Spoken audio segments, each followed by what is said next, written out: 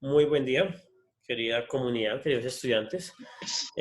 Presente video, pues hablaremos y explicaremos la evolución de bacterias, protistas y hongos. Este video está dirigido a estudiantes del Liceo Nuestra Señora de la Sabiduría, de grado noveno en el área de biología, y pues también a cualquier persona que esté interesada en la información que daremos a continuación. ¿Listo? Entonces, bienvenidos. Entonces, arrancamos. Evolución de procariotas. Entonces, los antepasados de los procariotas modernos, ¿sí? ¿Qué son los procariotas? Son microorganismos muy sencillos, unicelulares, obviamente, cuyos antepasados fueron las primeras células en aparecer en el planeta, ¿cierto? Se calcula que alrededor de 4.000 años, hace alrededor de 4.000 millones de años, 3.800, 4.000 millones de años más o menos, ¿listo? ¿Qué sucede con estos organismos que aparecen en un primer momento en el planeta? Pues bueno, eran mucho más sencillos que los que hay actualmente, ¿listo? Por lo tanto, solamente eran dos o tres estructuras. El exterior era una capa lipídica, es decir, de lípidos, ¿sí? De grasita. Y en el interior encontrábamos otra proteína, otra biomolécula, que en este caso iba a ser una proteína o un ácido nucleico. Ese tipo de organismos va a recibir el nombre de coacervados, ¿listo? Los primeros, los más sencillos, los básicos, los primeros que existieron en el planeta, 4.000 millones de años, coacervados. ¿Ya? Este tipo de organismos, a través de diferentes procesos, permitió obviamente y fue el antepasado de las cianobacterias. ¿Por qué nombro las cianobacterias? Porque las cianobacterias son el primer organismo en realizar la fotosíntesis. ¿Qué es la fotosíntesis? El proceso en el cual un organismo toma dióxido de carbono, agua, en fin, otras sustancias del ambiente y lo transforma primero en primero en oxígeno y segundo en alimento, ¿listo? Entonces, dos resultados o dos productos a partir de la fotosíntesis, ¿listo? Cabe también pues aclarar y contextualizarlos a ustedes que este tipo de organismos, los procariotas básicos o iniciales, eran de tipo anaerobio, es decir, no respiraban oxígeno, respiraban otros compuestos, su vida estaba basada en nitrógeno, en carbono, en fin, pero pues no respiraban oxígeno. Es hasta la aparición de las cianobacterias que empiezan a surgir los organismos aerobios o que respiran oxígeno. ¿Listo? Continuamos. Evolución de las eucariotas. Entonces, las eucariotas se calcula que evolucionaron más o menos hace 2.000 millones de años y se explica en algo que se llama teoría endosimbiótica, ¿no? Donde tenemos algo donde se habla de endosimbiosis aquí en el recuadro de la izquierda, igual vamos a rayarlo un poquito, ¿cierto? Entonces tenemos que este es nuestro proceso de endosimbiosis. ¿Listo? ¿En qué consiste? Pues bueno, tenemos una bacteria, ¿listo? Esas bacterias de ese momento vamos a decir que eran ¿qué? Procariotas, ¿cierto? Muy básicas, muy sencillas, sin un núcleo definido, el ADN o el material genético se encontraba por todo lado. El proceso de endosimbiosis consistía en, primero, una simbiosis. Si ustedes recuerdan el simbionte, Venom, simbiosis es una relación en la cual las dos partes se benefician, ¿cierto? Es decir, no es que una se come a la otra y no es que una perjudique a la otra, sino sencillamente hay beneficio para las dos. Es esa unión en la cual los dos van a recibir ciertos beneficios. Endo, pues es al interior. Eso quiere decir que una bacteria, ¿sí? Introducida a su interior, vamos a decir que se comía, pero pues igual no la degradaba, sino que entraba en el interior de la otra bacteria y empezaba a ser parte de ella. Es decir, tenemos dos bacterias, ¿cierto? Una de ellas, vamos a decir que fabrica oxígeno, entonces esa bacteria es una cianobacteria, y otra de ellas es una bacteria que tolera medios o pHs muy altos, ¿sí? Es decir, era una extremófila.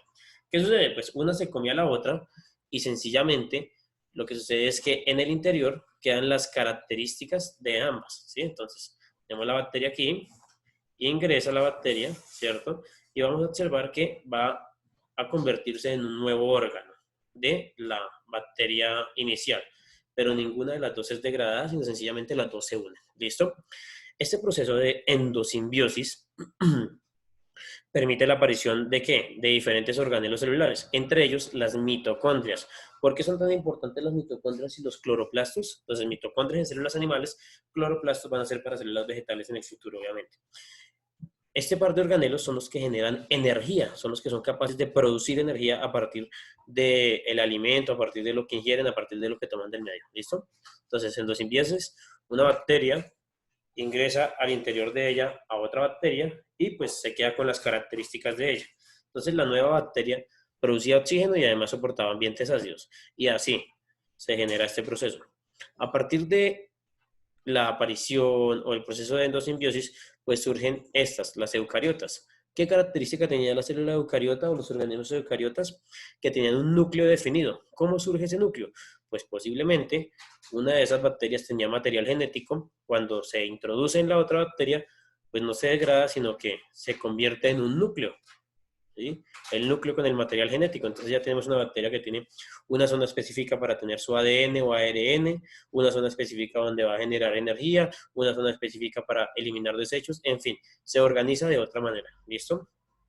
Continuamos. Listo. La multicelularidad.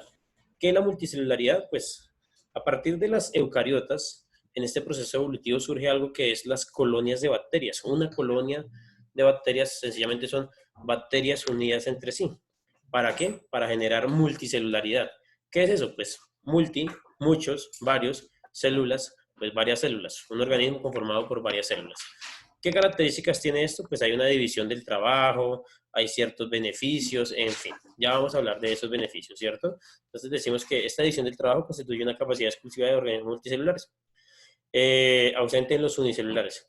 ¿Sí? El organismo unicelular tiene que hacer todas las funciones para sobrevivir. Un multicelular pues puede delegar funciones, entonces esta célula hace esto, esta célula hace lo otro, en fin, como nosotros que somos organismos multicelulares.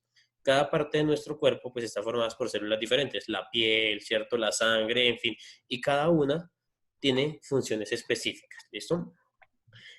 Esta fusión, esta unión, esta formación de colonias de bacteria, aparición de multicelularidad, permite pues que aparezcan muchos otros grupos de organismos, ¿cierto?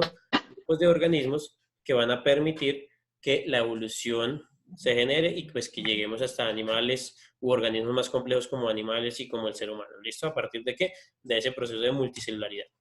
Ventajas. Protección contra la depredación. Como siempre les he dicho, si ustedes entran a un barrio peligroso solos, pues hay más posibilidades de que les pase algo. Pero pues si van acompañados, si van resguardados, ¿cierto? Si llevan el combo de amigos, si van con escoltas, si van, en fin, si no va uno solo, sino si van varios, pues va a haber que menos posibilidad de que les pase algo, ¿cierto? ¿Por qué? Porque hay protección. Es más fácil atacar o destruir un organismo que está solo que cuando hay varios de estos mismos, ¿listo? Incremento en las reservas. ¿Reservas de qué?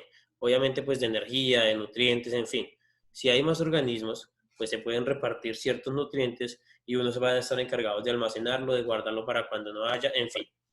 Ampliación de las oportunidades de alimentación. Importante esto, ¿por qué? Pues porque sencillamente puede alimentarse en diferentes entornos, ¿cierto? Va a tener células especializadas, va a tener mayor capacidad y más facilidad para adquirir alimentos, ¿sí?